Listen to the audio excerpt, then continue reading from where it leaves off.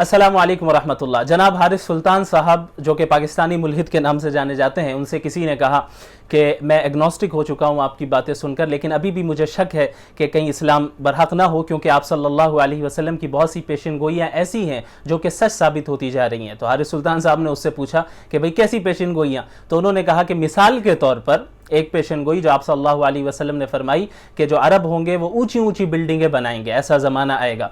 تو ظاہر ہے یہ ایک بڑی پیشن گوئی تھی، اور ایسی پیشن گوئی ہے جو کہ واقع ہو چکی ہے، سچ ثابت ہو چکی ہے۔ لیکن جناب حارث سلطان صاحب کو چونکہ اس سامنے والے کو یہ دکھانا تھا کہ اسلام یعنی برحق مذہب نہیں ہے، اور آپ صلی اللہ علیہ وسلم کی سچائی کو کسی طرح بھی اسے چھپانا تھا، تو فوراً اس نے کیا کیا کہ بھائی اس پریڈکشن کو چھوڑیں، اس سے پہلے جو ہے اسے دیکھیں۔ آپ صلی اللہ علیہ وسلم نے فرمایا ہے اسی جگہ پر ان تلد الامۃ ربتہا، کہ جو باندی ہے وہ اپنی مالکن کو جنے گی۔ تو بھائی اب یہ کیسے پاسبل ہوا؟ اب تو غلامی بھی ختم ہو چکی ہے، اور پھر مثال کے طور پہ ایک انٹرپریٹیشن انہوں نے پیش کی، تمام انٹرپریٹیشن نہیں دکھایا انہوں نے۔ کیوں نہیں دکھایا؟ کیونکہ اگر دکھا دیتے تو پھنس جاتے، اعتراض نہیں کر پاتے، کیونکہ محدثین نے اس جملے کی مختلف انداز میں تشریح کی ہے، اسے مختلف انداز میں ایکسپلین کیا ہے کہ ان تلد الامۃ ربتہا، کہ باندی اپنی مالکن کو جنے گی۔ کیا یہ حقیقی معنی میں مراد لیا گیا ہے، یا پھر یہ ہے کہ یہ کنایہ ہے اس بات پر کہ ایسی اولادیں پیدا ہوں گی جو اپنی ماں کے ساتھ اس طرح سلوک کریں گی جس طرح ایک انسان اپنے سلیو کو حقیر سمجھتا ہے اور اس سے زبردستی خدمت لیتا ہے، اور اس کے ساتھ جو معاملہ عموماً کیا جاتا ہے جس طریقے سے لوگ کرتے ہیں، جنہیں انسانیت جن کے اندر نہیں ہوتی ہے، وہ معاملہ والدین کے ساتھ ہونے لگے گا، اور خصوصاً ماں کے ساتھ یہ معاملہ ہونے لگے گا۔ تو اگر ہم اس انٹرپریٹیشن کو لیں تو ظاہر ہے یہ پیشن گوئی بھی پوری ہو چکی ہے، لیکن انہوں نے اس انٹرپریٹیشن کو نہیں دکھایا۔ کیوں نہیں دکھایا؟ دکھا دیتے تو پھر اعتراض نہیں کر پاتے۔ لیکن اگر ہم اس پریڈکشن کو حقیقی معنی میں بھی لیں، تب بھی محدثین نے اسے مختلف انداز میں ایکسپلین کیا ہے، اور ان میں سے اکثر انٹرپریٹیشن ایسی ہیں جو کہ ثابت ہو چکی ہیں، تاریخ میں واقع ہو چکی ہیں، لیکن حارث سلطان صاحب نے ان کو ڈسکس بھی نہیں کیا، اسے دکھایا بھی نہیں۔ کیوں؟ کیونکہ وہ پھنس جاتے اور پھر اعتراض نہیں کر پاتے۔ بس اتنا ہی دکھایا، اس ایک قول کو دکھایا جس سے وہ اعتراض کرنے کے مقام پر اپنے آپ کو سمجھ رہے تھے۔ بہرحال ایک چیز اور میں یہ بھی بتا دوں کہ اگر کوئی پیشن گوئی ابھی تک پیش نہیں آئی ہے، یعنی ظاہر نہیں ہوئی ہے، سچ ثابت اب تک نہیں ہوئی، واقع نہیں ہوئی ہے، تو اس کا یہ مطلب نہیں ہے کہ وہ پریڈکشن ہی غلط ہے۔ یعنی یہ آپ نے کیسے طے کر لیا کہ ایک پریڈکشن جو آپ صلی اللہ علیہ وسلم نے فرمائی ہے وہ چونکہ ہماری زندگی میں اب تک نہیں ہوئی ہے، ظاہر نہیں ہوئی ہے، اس لیے آئندہ بھی نہیں ہوگی؟ یہ کس طرح کی جہالت کی بات ہے؟ اکثر پریڈکشنز آپ صلی اللہ علیہ وسلم کی ظاہر ہو چکی ہیں، واقع ہو چکی ہیں، اور بہت سی پریڈکشنز ایسی ہیں جو فیوچر میں ظاہر ہوں گی، اب تک ظاہر نہیں ہوئی۔ یہ اس بات کی دلیل نہیں بن سکتی کہ الیاذ باللہ آپ صلی اللہ علیہ وسلم نے غلط پریڈکشن کیا۔ اس کے علاوہ ایک اور انہوں نے ایک روایت پیش کی، بہت ساری روایتیں انہوں نے پیش کی جن میں بس ایسے ہی خامخواہ کے اعتراضات تھے، لیکن ایک روایت ایسی تھی جس میں آپ صلی اللہ علیہ وسلم نے فرمایا کہ قیامت اس وقت تک قائم نہیں ہوگی جب تک دنیا میں سب سے خوشحال شخص لکع بن لکع نہ ہو جائے۔ تو اب حضرت کو لکع بن لکع مطلب سمجھ میں نہیں آیا، تو وہ کہہ رہے ہیں کہ بھئی یہ لوکا بن لوکا کون ہے؟ یہ لوکا بن لوکا کون ہے؟ یہ امریکن ہیں یا پھر جو ہے چائنیز ہیں، کون ہے؟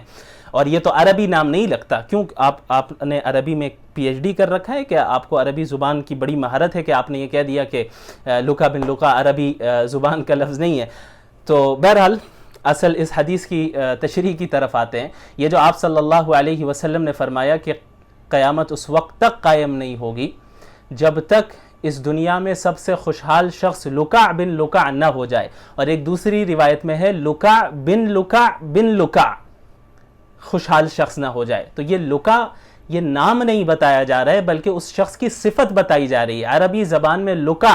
ایسے شخص کو کہتے ہیں جو احمق ہوتا ہے، جو بے وقوف ہوتا ہے اور بد اخلاق ہوتا ہے، لوگوں پر ظلم کرتا ہے، اچھے انداز میں وہ بات نہیں کرتا ہے۔ اور لکع بچوں کو بھی کہا جاتا ہے۔ بچوں کو کیوں کہا جاتا ہے؟ کیونکہ بچے ناتجربہ کار ہوتے ہیں، انہیں اس بات کا اندازہ نہیں ہوتا ہے کہ کیا چیز صحیح ہے کیا چیز غلط ہے، اپنے فیصلے خود نہیں لے پاتے ہیں، اور اس طرح ذہن پختہ نہیں ہوتا ہے، اس لیے چھوٹے بچوں کو بھی لکا کہا جاتا ہے۔ لیکن جب بڑوں کو لکا کہا جائے تو اس کا مطلب عربی زبان میں ہوتا ہے بے وقوف، احمق، بد اخلاق، لوگوں پر ظلم کرنے والا، اسے لکا کہتے ہیں۔ اور یہ میں اپنی طرف سے نہیں کہہ رہا، آپ کسی بھی عربک لینگویج کی ڈکشنری کو اٹھا کر دیکھ لیں، وہاں آپ کو لکا کی جو میننگ ہے وہ آپ کو مل جائے گی کہ بڑوں کو اگر لکا کہا جائے تو اس کا کیا مطلب ہوتا ہے اور بچوں کو اگر لکا کہا جائے تو اس کا کیا مطلب ہوتا ہے۔ تو آپ صلی اللہ علیہ وسلم نے اس حدیث میں ایسے افراد کی صفت بیان کی ہے کہ قیامت اس وقت تک نہیں آئے گی جب تک کہ سب سے خوشحال لوگ، یعنی جن کے پاس زیادہ مال و دولت ہو، جن کے پاس جاہ و منصب ہو، عہدے ہوں، جن کے پاس حکومتیں ہوں، اکثر ایسے لوگوں کے پاس یہ ساری چیزیں دنیاوی نعمتیں آ جائیں گی جو بے وقوف ہوں گے اور بد اخلاق ہوں گے، لوگوں کے ساتھ ظلم و زیادتی کرتے ہوں گے، دوسرے کو حقوق مارتے ہوں گے، یعنی شریف خاندان کے نہیں ہوں گے، ان کے آبا و اجداد بھی لکا ہوں گے اور یہ بھی لکا ہوگا۔ یہ ہے آپ صلی اللہ علیہ وسلم کی پریڈکشن، جو یہ بھی سچ ثابت ہو چکی ہے۔ آج ہم اپنے ارد گرد بھی دیکھتے ہیں، یہ ہر انسان جانتا ہے کہ کس طرح انسانیت خود غرضی کی طرف بڑھتی چلی جا رہی ہے، اور حکومتیں ایسے لوگوں کے پاس آ رہی ہیں جو محض لوگوں کے درمیان عریانیت کو عام کرنا چاہتے ہیں، لوگوں کے اوپر ظلم و ستم ڈھا رہے ہیں، اور اس کے علاوہ مختلف انداز میں لوگوں پر ظلم کر رہے ہیں، بد اخلاق ہیں اور بے وقوف احمق یقیناً ہیں، اس اعتبار سے کہ وہ کم علم اور کم عقل والے ہیں، کہ انہیں یہ نہیں سمجھ میں آ رہا ہے، یہ نہیں دکھائی دے رہا ہے کہ وہ خود بھی کس طرح گمراہ ہو رہے ہیں اور تمام انسانیت کو کس طرح گمراہ کیے جا رہے ہیں۔ تو یہ لکا بن لکا جو ہے، یہ کوئی خاص امریکنز نہیں، یہ کوئی خاص چائنیز نہیں، یا کوئی خاص علاقے کے لوگ نہیں، بلکہ ہر وہ شخص ہے جو بڑا ہو چکا ہے اور دنیاوی چیزیں اسے حاصل ہوتی جا رہی ہیں، لیکن ان دنیاوی نعمتوں کو وہ اللہ کے احکامات کے خلاف استعمال کر رہا ہے اور لوگوں کا سردار بنا پھر رہا ہے۔ تو آپ کے بھی جتنے بڑے ہیں جن کو آپ نے اپنا مقتدی تسلیم کیا ہوا ہے، چاہے وہ بڑے بڑے وہ فلاسفرز ہوں جو لوگوں کو ایتھزم کی طرف لے کر جا رہے ہیں، یا کوئی اور ہوں، یہ سب لکا بن لکا ہے۔ تو اب آپ کو سمجھنے میں زیادہ آسانی ہوگی۔ اس کے علاوہ آپ نے بہت سی آپ صلی اللہ علیہ وسلم کی پیشن گوئیوں کو پیش کیا، اور اکثر پیشن گوئیاں مجھے تعجب ہے کہ انسان کی عقل پر جب تالا لگ جائے تو یہی ہوتا ہے، یعنی خود اعتراف بھی کر رہے ہیں ہاں کہ یہ پیشن گوئی تو ہو گئی ہے پوری، لیکن قبول چونکہ نہیں کرنا ہے تو ایک کیسا بوگس سا اعتراض کر رہے ہیں۔ وہ یہ کہہ رہے ہیں کہ آپ صلی اللہ علیہ وسلم نے فرمایا لا تقوم الساعۃ حتی کذا وکذا، کہ قیامت اس وقت تک قائم نہیں ہوگی جب تک یہ چیزیں نہ ہو جائیں۔ تو اب وہ ایک ایک کر کے روایتیں لا رہے ہیں، دکھا رہے ہیں کہ بھئی یہ چیز تو ہو گئی، لیکن ایکسیپٹ نہیں کر رہے ہیں، بلکہ کیا کہہ رہے ہیں کہ بھئی پھر قیامت کیوں نہیں قائم ہوئی۔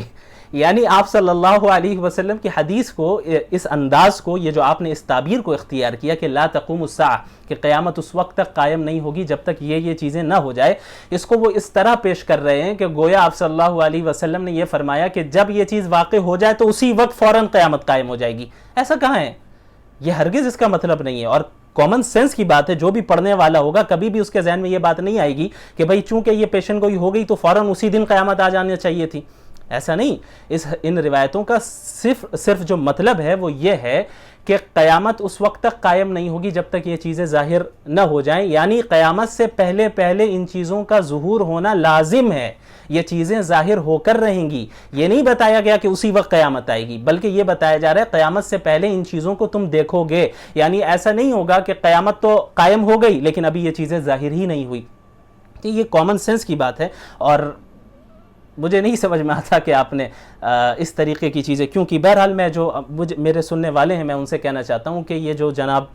حارث سلطان صاحب ہیں یا ان جیسے جتنے بھی اینٹی تھیسٹ اور خصوصاً اینٹی اسلام